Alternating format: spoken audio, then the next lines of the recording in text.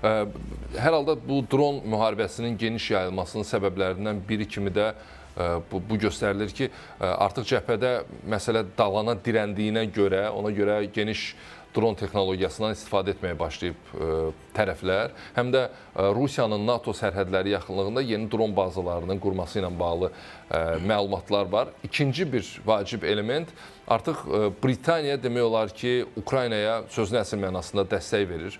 Britaniyada yeni istehsal olunan dronlar Ukrayna ərazisindən Rusiya ərazisinə buraxılır. Bu, bilmirəm, bəlkə də yeni bir tendensiyadır Böyük Britaniya adına, xüsusən də yeni baş nazirin fəaliyyətə başlamasından sonra bu məsələlər daha geniş vüsət almağa başlayıb. Britaniyanın işin içinə bu qədər girməsi nəyi dəyişə bilər? Həm Rusiyanın Britaniyaya olan münasibətindən söhbət gedir, həm də müharibənin miqyasından danışılır.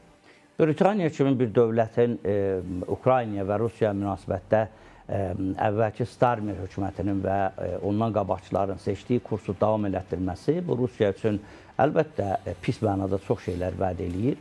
Ona görə ki, bəziləri hətta Britaniyada hakimiyyət dəyişiləndə onun Rusiya və Ukrayna münasibətinin dəyişəcəyi ilə bağlı qorxular, ehtiyatlanmalar var idi. Amma Britaniya tam açıq şəkildə bəyan elədi ki, əvvəlki hakimiyyətlərin Ukrayna müharibəsi mövzusunda seçilmiş kursunu davam etdirəcəyik.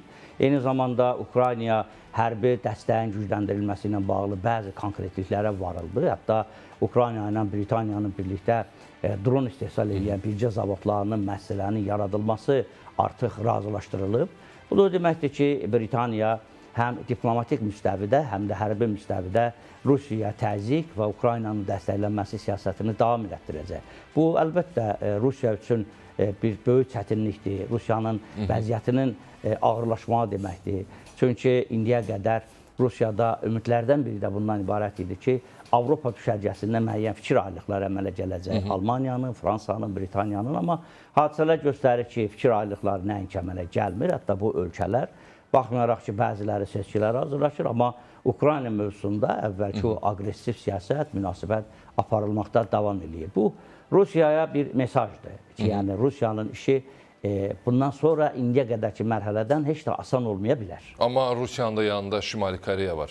Bəli, Şimali Koreya da açıq şəkildə deyir, kömək eləyir. Hətta son vaxtlar Şimali Koreyanın əgər müharibənin indiyə qədərki mərhələsində 10 min əskər canlı qüvvə yardımı göndərmişdirsə, 50 min rəqəmin üzərində bir söz-söhbət var ki, Koreya dəstək verəcək. Mən də bir mənalı şəkildə əminəm ki, Koreya sona qədər Rusiyaya dəstək verəcək. Çünki həm genetik olaraq, həm də siyasi olaraq müttəfiqdirlər. Koreyanın da gedəcəyi bir yer yoxdur. Dünyaya açılmaq üçün bir imkanı yoxdur. Elə yeganə yolu Rusiyaya sona qədər dəstək verməkdir. Həm də öz təhlükəsizliyi baxımından. Həm də öz təhlükəsizliyi, bəli. Yəni, Koreyanın yanında dura biləcəyi Rusiyadan başqa bir ölkə yoxdur. Rusiyanın da yanına çəkəcəyi Koreyadan başqa az sayda ölkələr var. Yəni, bu düşərgə say etibarı ilə çox az dövlətlərdən ibarət olan bir düşərgədir. Eyni zamanda Trumpın da son vaxtlar bu Cənubi Koreya ilə bir qədər bu hərbi əməkdaşlığı səngitməsi deməyə əsas verir ki, o Şimali Koreyanın Rusiyaya edə biləcəyi dəstəklərdən, yardımlardan müəyyən qədər narahatdır və istəyir ki, o Cənubi Koreya ilə hərbi təlimləri də ləğv eləyib. Hətta Şimali Koreya rəhbərini də tərifləyib ki, mən onunla bir neçə dəfə görüşmüşəm. Onu qıcıqlandırmaq olmaz, narahat eləmək olmaz bu kimi ifadələrlə. Və görsənir ki, o Şimali Koreyanın Rusiya ilə bağlı hələ keçmiş mövqedə qalmağı Trumpı da müəyyən qədər narahat edir ki, əlbəttə bu Rusiyanın mövqələrini gücləndirə bilər. Baxmayaraq ki, Rusiya böyük sanksiyalar altındadır, itkilər verir. Hər halda Şimali Koreya kimi bir rejimin, həm hərbi potensialı yerində olan rejimin, həm də sədaqətlə Rusiya ilə dostluğu davam elətdirməsi, bu da qərb ölkələrinin müəyyən qədər narahatlığına səbəb ola bilir. Aydın bəy, ümumiyyətlə Avropanın son bir neçə gün ərzində daha hərəkətli olduğunu müşahidə edirik Rusiya-Ukrayna mövzusunda. Məsələn, bayaqlarda vurğuladınız ki, Almaniya, Fransa və Böyük Britaniyanın bir üçlü formasında yeni danışıqlar formatı yaratmaq kimi bir niyyəti var.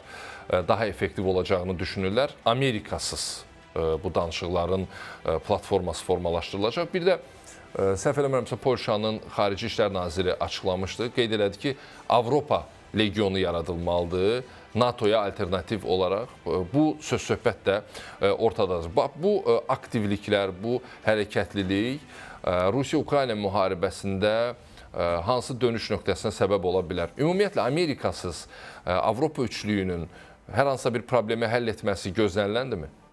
Əlbəttə, Amerikası çox çətin olar. Çünki Və ya Amerika özü buna razı olarmı heç? Heç Amerika da razı olmaz, aydın məsələdir. Amma Amerika ilə Avropa ölkələrinin, xüsusilə də Rusiya-Ukrayna müharibəsinə yanaşmada fərqli mövqelərdə olduqları məqamlar var.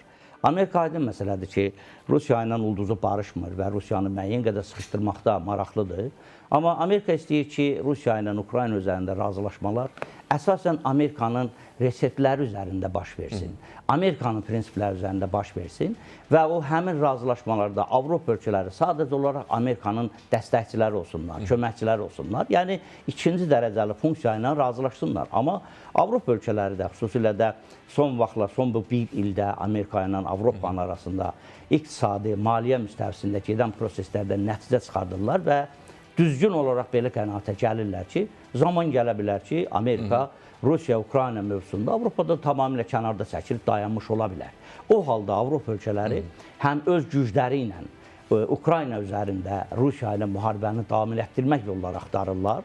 Çünki hətta Rusiya onları inandırmış olsa da belə ki, müharibə bitəndən sonra Rusiyanın Avropa ölkələri ilə heç bir problemi olmayacaq.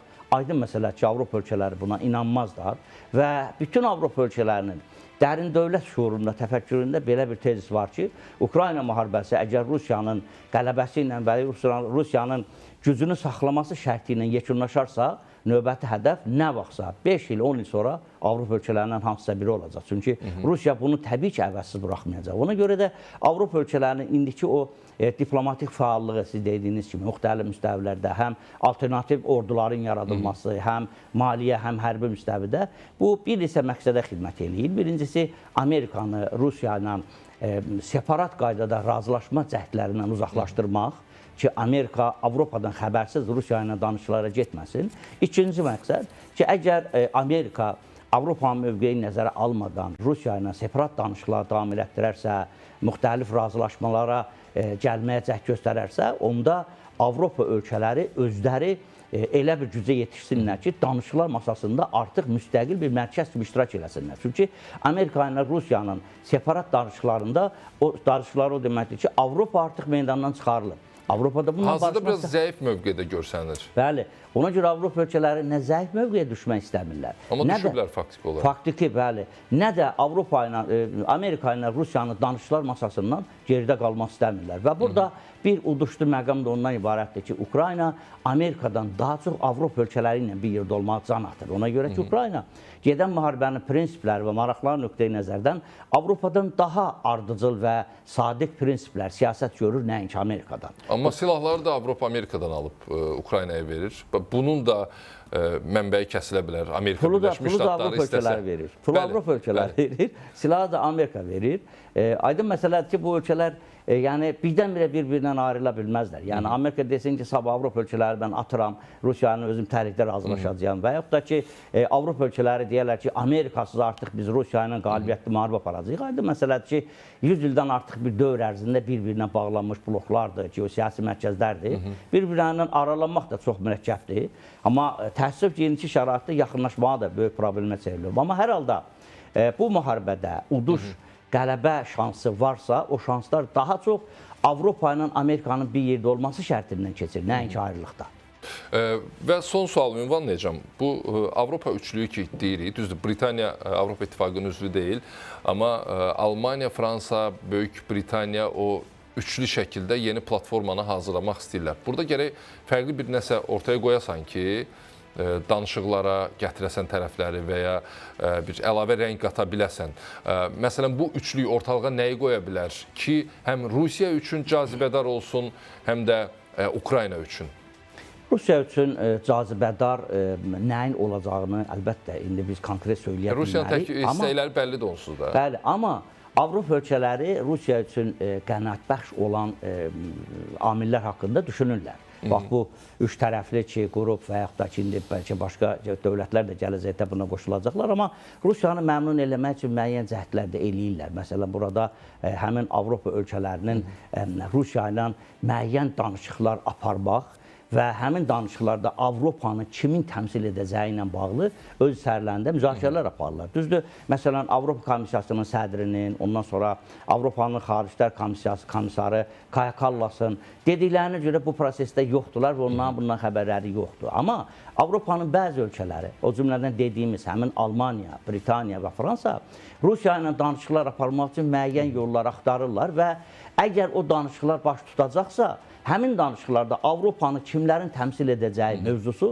bu gün Avropanın bir neçə ölkəsinin saraylarında, o prezident iqamətgahlarında müzakirə olunan əsas mövzulardan biridir. Ki, məsələn, əgər Amerika ilə bir yerdə olmaq baş tutmasa, Rusiya ilə Avropanın ayrıca danışıqları bir variant kimi ortada olsa, onda Avropanı həmin danışıqlarda kimlər təmsil edilməlidir? Avropanın NATO xətti ilə yanaşsaq 27 ölkəsi var, 32 ölkəsi var, Avropa Birliyi xətti ilə yanaşsaq 27 ölkəsi var. İndi bu ölkələrin neçəsi Rusiya ilə danışıqlarda Avropanı və Ukraynanı təmsil eləyəcək? Bu da bir mövzudur. Yəni, Avropa ölkələri bununla Rusiyanı şirinlikləndirmək istəyirlər ki, biz sizinlə danışıqlar variantını da tam istisna eləmirik və hətta sizinlə gələcəkdə Avropanın adına danışıqları hansı ölkələrin aparacağı ilə bağlı da müzakirə aparılır. Təbii, bunlar bu pərdənin arxasında gedən müzakirələrdir, rəsmi deyilməyən şeylərdir.